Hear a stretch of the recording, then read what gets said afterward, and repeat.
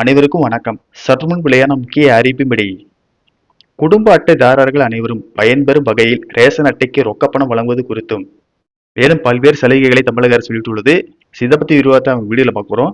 வீடியோவை கடைசி வரைக்கும் ஸ்கிப் பண்ணாம பாருங்க. வீடியோக்குள்ள போறதுக்கு முன்னாடி இந்த வீடியோக்கு லைக் பட்டனை பிரஸ் பண்ணிக்கோங்க. இப்போ அந்த சேனலுக்கு ஃபர்ஸ்ட் டைம் பாருங்கன்னா சப்ஸ்கிரைப் பட்டனை பிரஸ் பண்ணிக்கோங்க. கூடவே பெல் ஐகான் பட்டனையும் பிரஸ் பண்ணிக்கோங்க. வாங்க வீடியோக்குள்ள போகலாம்.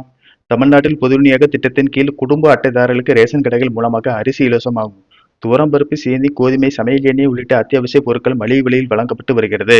இதனால் ஏழை எளிய மற்றும் நடுத்தர மக்கள் மிகவும் பயன்பெற்று வருகின்றனர். தாய்மானவர் திட்டத்தின் கீழ் வயதான முதியோர்கள், மாற்றுத்திறனாளிகளின் வீடுகளுக்கு சென்று ரேஷன் பொருட்கள் வழங்கப்பட்டு வருகின்றன. மேலும் கலைஞர் மகளிர் உரிமைத்தொகை திட்டத்தின் கீழ் தகுதியான பெண்களின் வங்கிக் கணக்கில் உரிமைத்தொகை செலுத்தப்பட்டு வருகிறது. மேலும் தீபாவளி மற்றும் பொங்கல் பண்டிகை முன்னிட்டு ரேஷன் அட்டைதாரர்களுக்கு பரிசு தொகுப்பு மற்றும் ரொக்கப்பணம் வழங்கப்பட்டு வருகிறது. இதனால் புதிய ரேஷன் அட்டை பெறுவதற்கு மக்கள் ஆர்வம் காட்டி வருகின்றனர். இந்த நிலையில் தமிழ்நாடு முழுவதும் ஒவ்வொரு வட்டத்திலும் மக்கள் குறைதீர் முகாம் பிரதி மாதமும் நடத்தப்படும் என அரசு அறிவித்துள்ளது. அதன்படி இந்த மாதத்திற்கான பொது விநியோக திட்ட மக்கள் குறைதீர் முகாம் 14/3/2026 அன்று நடைபெற உள்ளது.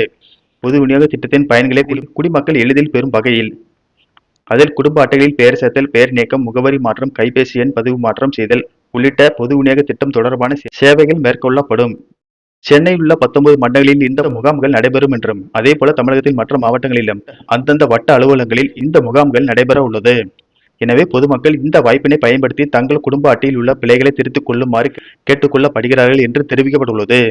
இந்த நிலையில் குடும்ப தலைவியின் பொருளாதார சுமையை குறைக்கும் வகையில் பிப்ரவரி, மார்ச் மற்றும் ஏப்ரல் ஆகிய 3 மாதங்களுக்கான உரிமை தொகை 3000 மற்றும் கோடைகால சிறப்பு தொகையாக கூடுதலாக ரூபாய் 2000 என மொத்தம் 5000 வழங்கப்பட்ட நிலையில் இத்திட்டத்தை மேலும் பரவலாக்கும் முயற்சியில் தமிழக அரசு ஈடுபட்டுள்ளது.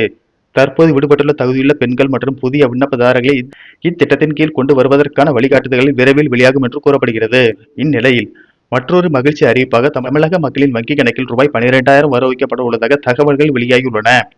அதன்படி மத்திய அரசு ஒரு பிரம்மாண்டமான நிதி திட்டத்தை தயார் செய்து வருவதாக தகவல்கள் வெளியாகியுள்ளன. மத்திய அரசின் கேஸ் மானியம், உரமானியம் மற்றும் பிரதமரின் கிசான் சம்மான் நிதி போன்ற பல்வேறு திட்டங்களின் கீழ் வழங்கப்படும் நிலுவைத் தொகைகளை ஒருங்கிணைத்து அவற்றை மொத்தமாக ரூபாய் 12,000 பயனாளிகளுக்கு வழங்க உள்ளதாக கூறப்படுகிறது.